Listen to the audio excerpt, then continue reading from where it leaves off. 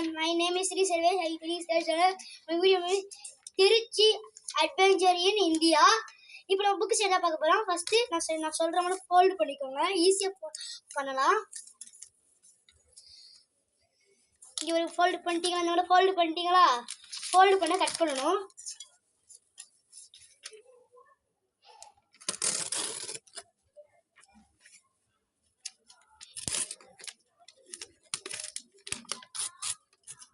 இன்னொன்று ஃபோல்டு பண்ணிட்டீங்களா? இப்போ இங்கே பாருங்க, நடுவில் கிழியக்கூடாது.